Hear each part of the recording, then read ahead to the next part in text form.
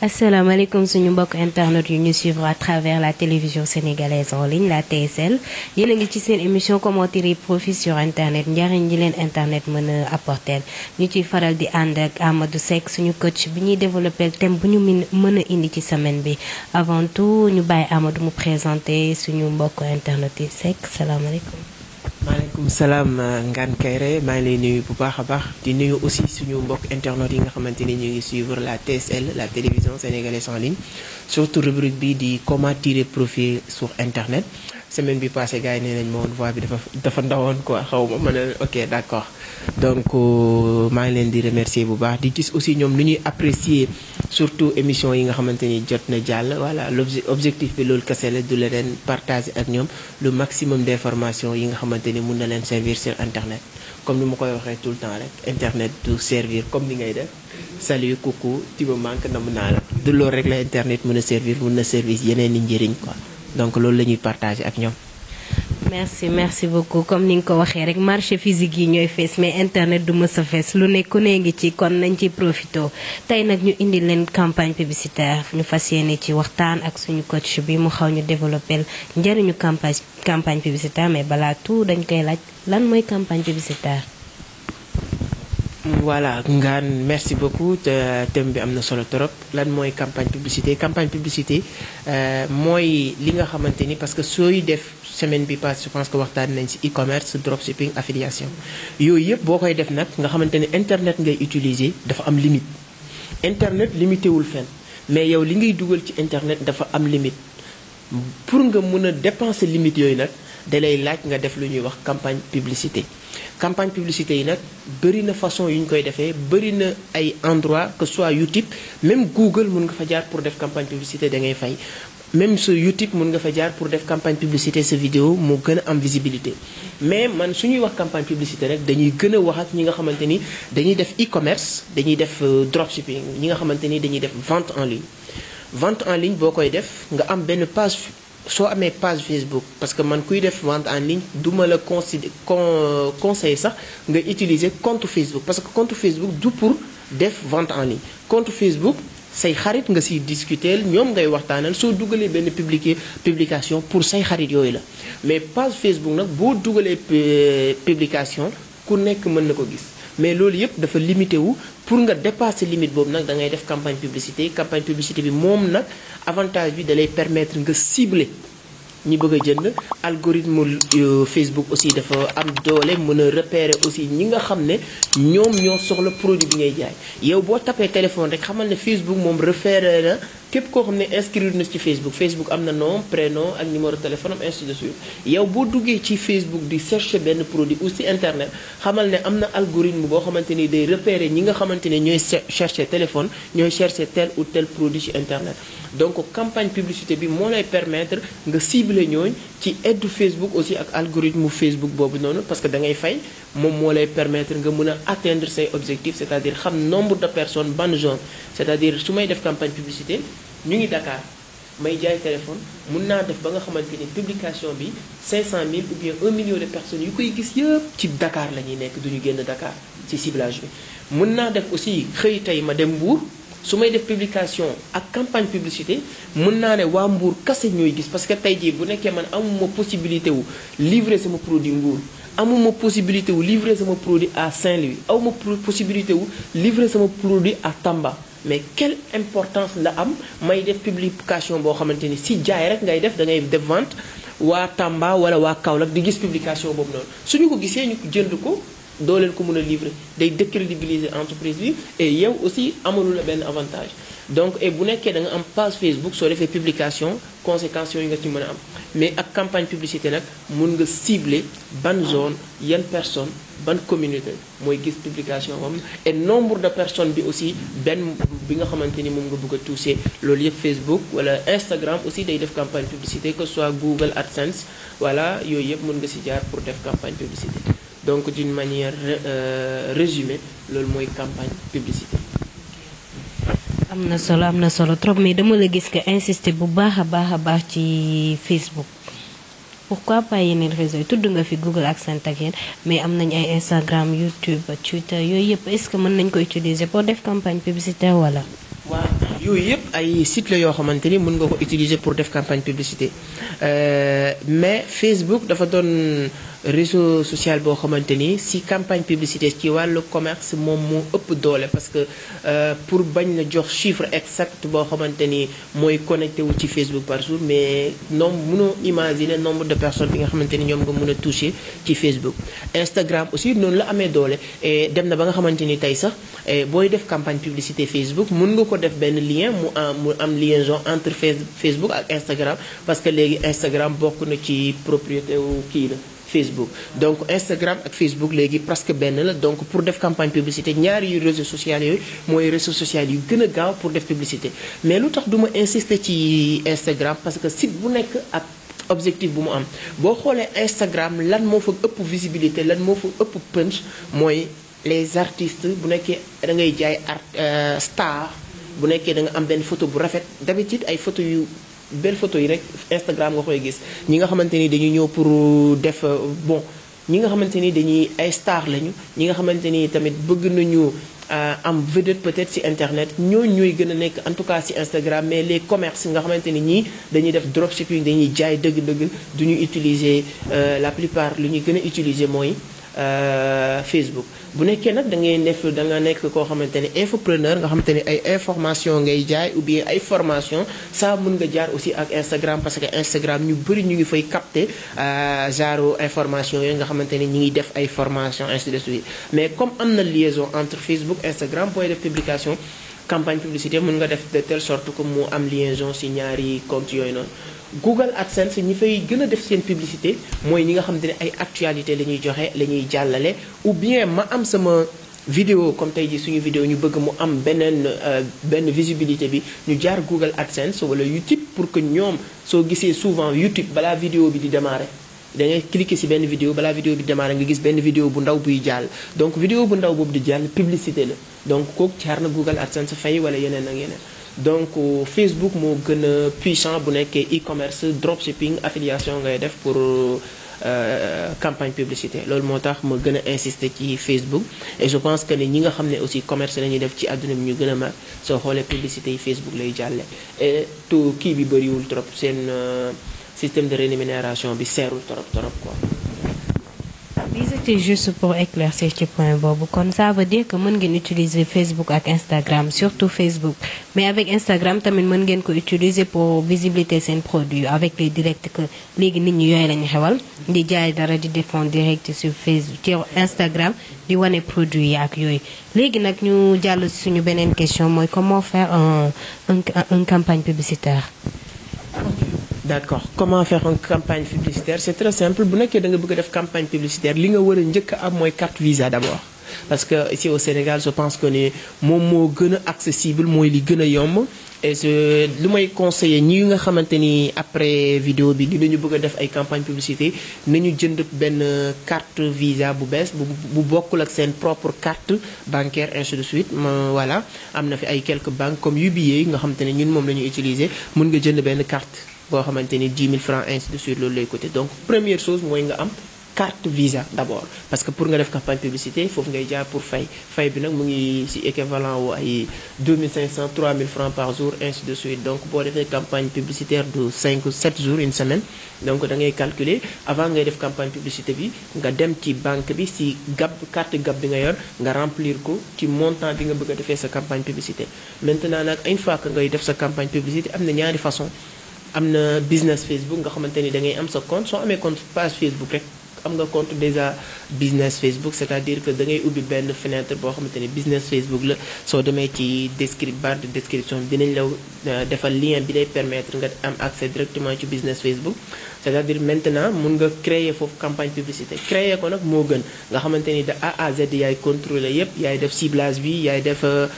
nombre de personnes bi nga bëgg a toucher ban communauté nga bëgg a gis yooyu yépp bu nekkee yow yaa démarrer campagne publicitaire am na ñoo xam ne dañuy am aussi page Facebook nga def publication bu nekkee ñi nga xamante ni am nañ page Facebook dinañu remarquer loolu boo amee page Facebook boo defee publication ci suuf dañ lay bindal booster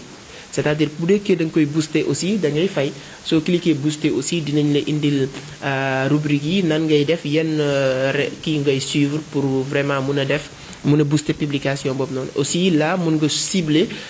ban zone ban communauté nga bëgg mu gis sa publication ak nan nga bëgg campagne publicitaire boobu demee ñaata jour lay durer et tout donc ñaata ngay fay aussi campagne publicitaire boo ko activer aussi mu ngi dem am na mun nga ko def standby mun nga ko pause mun nga ñëwaat désactiver pour mu continuer di fonctionner donc pour xool retour yi ngay am pour def campagne publicité c'est-à-dire bu nekkee da ngay jaay benn affaire da ngay xool budget bi ngay démarrer c'est-à-dire yaa ngi jaay benn téléphone smartphone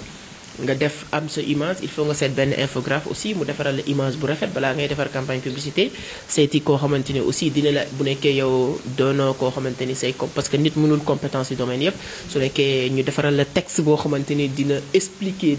vraiment description produit bi soo defee description produit bi def image produit bi après nag maintenant nga booster publication bam noonu ou bien nga defal ko campagne publicité donc ci base yooyu noonu la ñuy defee campagne publicité donc la première chose mooy il fallait que nga am carte visa d'abord une fois que nga am carte visa nga am sa page Facebook boo xamante ni mën nga fa jaar pour booster ko sinon aussi bu nekkee yow Google AdSense nga bëgg a jaar wala YouTube nga bëgg ñuy wane say publicité yooyu yëpp il fallait que nga am compte boo xamante ni mais une fois aussi tamit benn compte bi ngay am sa benn compte boobu noonu ngay am mun na la permettre nga def publicité sur YouTube publicité sur Facebook ainsi de suite ndax fépp foo si jàllale sa publicité dañ lay laaj parce que Google presque algorithme yëpp benn la dañ lay laaj sa compte automatiquement yow da ngay gis sax boo commencé ba paiement bi fu muy toll bu nekkee mus nga def benn yoon campagne publicité même bu nekkee da nga demaat ci YouTube wala beneen filière pour def campagne publicité boo demee ba fi ñuy war a defee paiement bi ñoom automatiquement dañ lay indil afficher le compte bi nga xamante ni moom nga yàgg a defee publicité donc si c'est ok nga valider après ñoom automatiquement dinañu dagg montant bi nga xamante ni signalé nañ la ko ou bien yow yaa ko définir si biir campagne publicitaire donc noonu la ñuy defee campagne publicitaire voilà nga Je pense que là, pour sur comment faire une campagne publicitaire. Voilà, nous dem ci quelle est l'importance d'une campagne publicitaire? Voilà, l'importance bi nga xamante ni moom la campagne publicitaire Facebook am day ñëwaat rek presque ci premier point bi mooy ki nga xamante ni day jaay produit exemple yow boo doon jaay benn produit may jaay le même produit yow boo deful campagne publicité man ma def campagne publicité je suis sûr que retombées yi may am ci internet yow doo ko am parce que man premièrement ciblé naa ñi nga xamante ni ñoom laa bëgg ñu gis ko de un Facebook bu nekkee la ñu utiliser ñun ñaar yam ñoom dinañu bokk si ñuy contribuer pour ma mun a atteindre ay clients yi nga xamante ni dinañu intéressé wu ci produit bi nga xamante ni ñun ñaar ñu ngi koy jaay et dina la permettre aussi parce que yow yaay contrôler budget bi ngay def et nga xool retombées yi nga am parce que bu dee campagne publicité bi day durer 7 jours yow da ngay jaay ay téléphone léegi nga xool ci biir 7 jours yi ñaata téléphone nga ci commercialisé et avant nga doon def aussi campagne publicité ñaata téléphone nga doon écoulé par jour parce que comme ñun bon de publicité mais events ku nekk xam na ne bokk nañ si ñu leen représenté fii et lépp lu ñuy def ñun c'est du dropshipping dañuy jaay téléphone suñu téléphone yëpp ñu ngi def campagne publicité et exactement méthode bu ñu nekk di leen expliquer ñun même méthode la ñuy utiliser et donc chaque 15 jours ñu def benn campagne publicité ak events et je pense que sénégalais yu bëri actuellement xam nañ ne ñu ngi Vision d'Afrique day jaay events donc loolu mooy avantage bi nombre de personnes bi nga mën nga atteindre soo ko deful mënoo ko deuxièmement avantage bi ci nekk mooy Facebook dina la aider parce que algorithme bi parce que une fois nga def campagne publicité rek ñoom dañuy participer pour nga mën a atteindre ay clientèle parce que kuy wër internet am na site yoo xamante ni dinañ ko def sax ci barre de description am site yoo xam ne da lay permettre nga xam lan mooy les tendances site yi nga xamante ni da lay permettre nga xam lan mooy produit yi ñu gën a jënd ci mois bi ci semaine bi ci année bi yan produit la seen africains yi wala sénégalais yi di wër ci internet loolu yëpp Google algorithme yi dañ koy xam donc une fois que nga def public campagne publicité am na njëriñ bu bëri am na différence par rapport ak ki nga xam ne nii def ko aussi. kon juste pour dire bu dee koo xam ni jaay rek moo ko tax a jóg jaay boo xam ni jaay bu am solo la il faut mu def campagne publicitaire parce que loolu dina ko permettre mu atteindre benn nombre boo xam ni par exemple ki defu campagne mënu ko atteindre comme man bu dee dama utiliser rek juste sama compte sama page Facebook juste pour mes amis defuma campagne publicitaire samay kii rek lay toucher mais boo defee contrairement campagne publicitaire yaay xool ni ngay cibler nombre de personnes yi ni nga bëgg mus ñu cibler rek dina ko cibler te retombées yi du bokk te li en plus campagne publicitaire li muy coûter c'est pas suñu dernière question bi puisque nit ki tamit lu muy def mi ngi ci xaar ay résultats positifs ou négatifs l'essentiel on est que ay résultats la léegi ñu xool ñu war la laaj quels sont les résultats d'une campagne publicitaire yan résultats la mën a apporter nit kiy jaay ay produits am. bon comme li nga ko waxee résultats yi mu la mën a apporter mooy avant ngay lancer campagne publicitaire nga xool d'abord man ñaata vente laa doon def ci produit bi parce que waxuñ la campagne publicitaire c'est bon rek ñëpp da ngay balaa ngay def campagne publicitaire da ngay am objectif c'est-à-dire man am naa produit bu bees ou bien am naa benn formation bu bees bu ma bëgg a lancer ou bien man voilà comme noonu lay demee léegi nag bu nekkee am nga produit booy jaay aussi boo xam ne sa produit la ou bien produit boo am possibilité livrer ko nga yàgg ko jaay léegi sooy def campagne publicitaire da ngay xool ñaata nga dépenser d'abord bu nekkee 3000 multiplié par 5 nga xool ñaata la lay coûter après nag nga def bilan après 7 jours de campagne publicité ñaata produit nga daan jaay ak ñaata produit nga jaay à partir de là di nga mën a def xam ban résultat nga am donc yow aussi avant ngay dem mën nga am ay perspectives c'est-à-dire que man su ma defee campagne publicité bi bëgg naa jaay 10 téléphones bëgg naa jaay 100 téléphones parce que dama doon jaay chaque semaine 10 ou 5 téléphones mais maintenant bëgg naa jaay 50 ou 100 téléphones damay tester campagne publicité boo tester campagne bi après bu jeexee di nga mën a xam résultat bi nga xamante ni am nga ko deuxième résultat bi nga xamante ni mën nga ko ci am mooy bon dina la permettre déjà nga augmenter peut-être ce chiffre d'affaires parce que loolu tamit résultat bu ñu siy xaar la man chaque mois lii laa doon lii moo nekkoon sama revenu mensuel maintenant ak campagne publicitaire bi dépensé naa temps mais permettre na ma sama revenu mensuel actuellement temps la donc yooyu noonu mooy résultat yi nga xamante ni nit ki war na ko xaar ci campagne publicitaire am na ñoo xam ne nag dañuy def campagne parce que am na bëri na ay campagne publicitaire yoo xamante ni ñiy visibilité li ñu soxla wuñ jaay c'est-à-dire nga am produit boo bëgg a wane parce que comme léegi lépp tout se passe en ligne c'est-à-dire dañu naan marketing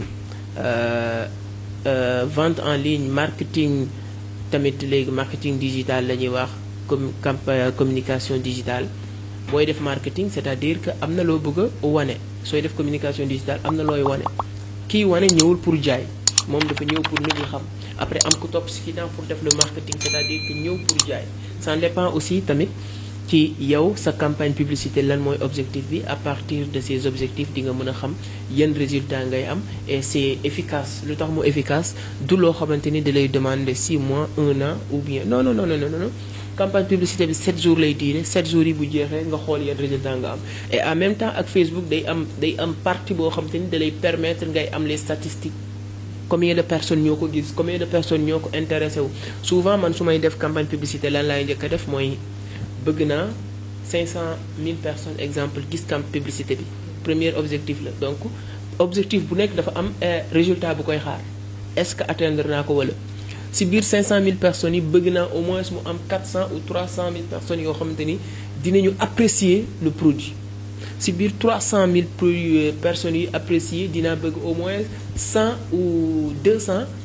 ne ñoom ils sont intéressés ci biir 100 yi nga xamante ni dinañu intéressé au minimum am benn 60 70 boo xamante ni ñoom dinañu passer à l'action donc noonu la campagne publicitaire ça ne veut pas dire que aussi 100 personnes yi ngay atteindre ñëpp dañuy convertir le client non da ngay toucher 100 personnes am si biir 100 yi 80 personnes yu intéressé wu apprécier si biir 80 yi am 50 yoo xamante ni ñoom nee nañ ñoom intéressé na leen si biir 50 yi am 30 ou bien 20 yoo xam ne ñoom ñooy jënd comme noonu lay demee quoi donc objectif bu nekk après nag nga xool ndax atteindre nga ay résultats am wala déet. kon am na solo amatina solo sax la ñuy wax suñu coach Amadou Seck li ñu leen indiloon tey muy campagne publicitaire te lu am solo la nag lu am solo la ci bu dee jaay rek moo la yitteel jaay loo xam ni lu gaaw la di nga atteindre des nombres de vues yoo xam ne dina bëri di nga yokk tamit say clientèle n'est-ce pas coach. waaw léegi suñu mbokk yi lii lañ leen indiloon ci seen émission comment tirer profit sur internet ñu ngi leen di jox rendez-vous la semaine prochaine pour d'autres thèmes yoo xam ne dinañ ko développer ak monsieur Seck merci beaucoup.